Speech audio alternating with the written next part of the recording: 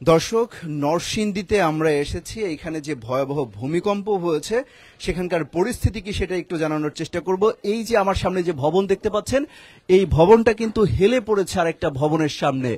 এই ভবন হেলে পড়ার কারণে কিন্তু এখানকার যে বাসিন্দারা ছিলেন তারা কিন্তু বের হয়ে চলে গিয়েছেন। এখানে কিন্তু বের হয়ে চলে গিয়েছেন ভূমিকম্পের পরপর। কিন্তু এই এই ভবনে যতগুলো ফ্যামিলি ছিল কেউ কিন্তু নেই এখন। সবাই কিন্তু আতঙ্কে বাড়িঘর ছেড়ে চলে গিয়েছেন। এখানকার স্থানীয় বাসিন্দারা আছেন, তারাও এক প্রকার আতঙ্কে আছেন। কখন এই বিল্ডিংটা হয়তো বা ভেঙে পড়ে কিনা সেই শঙ্কা কিন্তু তাদের মধ্যে রয়েছে। আমরা স্থানীয়দের সাথে কথা বলার চেষ্টা করব, একটু জানার চেষ্টা করব যে এখানে পরিস্থিতি আসলে এই ভূমিকম্পের পরপরই হয়েছে কিনা এবং এখনকার বর্তমান পরিস্থিতি আসলে কি। জি, আসসালামু আলাইকুম। আমরা হচ্ছে এই এলাকার বাসিন্দা। তো শুক্রবার সকালে যখন ভূমিকম্পটা হয়, তো ওইটার যখন মাত্রাটা একটু বেশি ছিল, তো ওই ভূমিকম্পটা হওয়ার পরে এই বিল্ডিংটা এটার উপর হেলে পড়ে।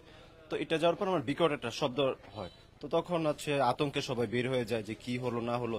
দেন হচ্ছে গতকালকে যখন আবার ভূমিকম্প হলো, তখন হচ্ছে আরো আতঙ্কে এই বিল্ডিং এ যারা ছিল সবাই বাড়িঘর ত্যাগ করে চলে যায়। তো আমাদের সামনে যে কলেজ মাঠ আছে, তারা নিরাপদ অবস্থানের জন্য সেই কলেজে গিয়ে তারা তাঁবু গাড়ে কলেজে সবাই অবস্থান করে। তো রাত বিরতে প্রায় কালকে রাত 2টা পর্যন্ত সবাই সেই মাঠে অবস্থান করছিল। তো এই বাড়িতে আতঙ্কে আসলে এই বাড়িতে, তারপরে আশেপাশে যে বিল্ডিং গুলোতে আছে, এই বিল্ডিং গুলোতে আতঙ্কে কেউ এখন থাকতেছে না, সবাই হচ্ছে দূর দূরান্তে চলে যাইতেছে।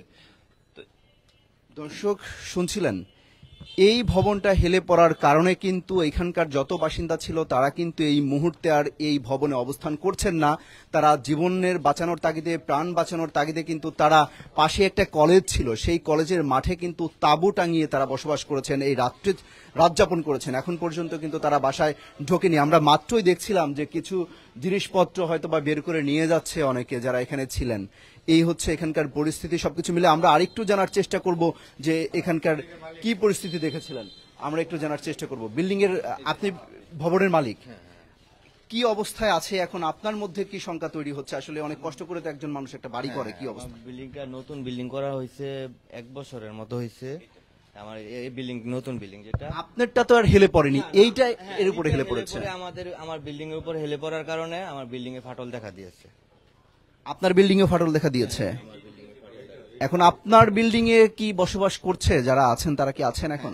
আমার বিল্ডিং এ এখনো আছে, সবাই আছে। আমার কালকে টিউনু সভা ছিল, টিউনু সভায় এই বিল্ডিং এ বলা হয়েছে যে এই বিল্ডিং এ যারা আছে সবাইকে বের হয়ে যাওয়ার জন্য। আমার বিল্ডিং এর কিছু এখনো বলে পরিত্যক্ত ঘোষণা করে নাই আমারটাকে, কিন্তু এই বিল্ডিংটাকে পরিত্যক্ত ঘোষণা করা হয়েছে। আচ্ছা, আপনার বিল্ডিংটাও এখন দেখা যাচ্ছে ফাটল দেখা দিয়েছে। এর মধ্যে কিন্তু আরো 2 দফা ভূমিকম্প হয়। যদি ভূমিকম্প হয় এরকম শঙ্কা আসলে আপনারা করছেন কিনা?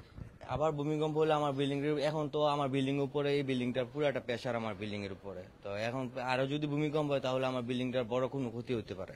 এখন আপনি কি চাচ্ছেন, কি হইলে মনে হবে যে না আসলে আপনার যারা বাসিন্দা আছেন বা আপনি যে আছেন তারা সেফ থাকবেন? আমার মনে হয় এই বিল্ডিংটা যে কোনো ভাবে সরাই ফেলতে হইব, নয়তো আমার বিল্ডিং থেকে মানুষজন নামাই ফেলার দরকার। দর্শক, আমরা শুনছিলাম যে এখানকার যে ভবন মালিক আছেন তিনি বলছিলেন যে তার যে ভবন আছে সেটার উপরে কিন্তু পাশের একটা ভবন গিয়ে পড়েছে এবং সেখানে কিন্তু ফাটল দেখা দিয়েছে। তিনি বলছেন যদি এই বিল্ডিংটা দ্রুত না সরানো হয়, আবার যদি কম্পন হয়, তাহলে তার ভবনও কিন্তু বড় ধরনের ক্ষয়ক্ষতি হতে পারে এবং সেখানকার যারা বাসিন্দা আছেন তারাও কিন্তু এক প্রকার আতঙ্কের মধ্যে রয়েছেন। দর্শক, আমরা আরেকটু জানার চেষ্টা করব যে পরিস্থিতি আসলে আপনারা কি দেখছিলেন সারাদিনে শুক্রবার সকাল থেকে। পরিস্থিতি আমরা খুবই ভয়াবহ দেখছি, সবাই আতঙ্কের মধ্যে আছে। বা পলাশবাসী রাত্রে অনেকেই ঘর ছাড়া হয়েছেন, বাড়ি ছাড়া হয়েছেন, বা মাঠে ঘাটে বাস করছেন, আশ্রয় নিচ্ছে এইভাবে। আজকে রাত্রেও কি আপনারা কি তাঁবু টাঙিয়ে থাকার পরিকল্পনা করছেন নাকি নিজের বাসা ভবনেই থাকবেন? আসলে তো পরিস্থিতি সন্ধ্যা পর্যন্ত পরিস্থিতির উপরে নির্ভর করা হবে কি করা যায়। আমরা তাঁবুটানে থাকতে হবে আমাদের, এখন এই বাসে তো থাকা যাবে না। এখন এই বাসাতে আমার খালামণি আছে, এখানে সবাই চলে গেছে। আমরা যে সবার মনে একটা আতঙ্ক বিরাজ করতেছে, আমরা নিজেরাই ভয় পাইছি। আমাদের বাচ্চা কাচ্চা নিয়ে আমরা খুব ভয় পাইছি। আমাদের বাচ্চা নিয়ে ওই সময় আমরা বেরোতে পারবো কিনা আমাদের মনে খুব বিভ্রান্তি ছিল, আমরা খুব ভয় পাইছি। দর্শক, পরিস্থিতি যখন হয় অর্থাৎ গত শুক্রবার সকাল 10:39 দিকে যখন ভূমিকম্প হয় তার পরপরই কিন্তু এই ভবনটা হেলে পড়ে। তারপরে কিন্তু আতঙ্কিত হয়ে পড়েন, এখানে বাচ্চা ছিল, মুরব্বী ছিল, তারা কিন্তু বের হয়ে চলে আসেন এবং তারা একটা শঙ্কা ছিল যে আসলে তারা বের হতে পারবেন কিনা। আমরা একটু দেখানোর চেষ্টা করব। এই ভবনটা কিন্তু ফাটল ধরেছে অলরেডি। এই যে আমরা দেখতে পাচ্ছি যে এই ভবনের এই নিচে কিন্তু অলরেডি ফেটে গেছে, এই পাশটা কিন্তু ফেটে গেছে, আমরা দেখতে পাচ্ছি পাশের একটা ভবন কিন্তু এটা হেলে পড়ার কারণে কিন্তু এই ভবনটা ফেটে গেছে। এটা কিন্তু খুবই এই মুহূর্ত পর্যন্ত কিন্তু খুবই ঝুঁকিপূর্ণ। আমরা যদি আরেকটু দেখানোর চেষ্টা করি যুগান্তরের ক্যামেরায়, দেখবেন যে ফাটার পরিধিটা আসলে ভিতর পর্যন্ত চলে গিয়েছে।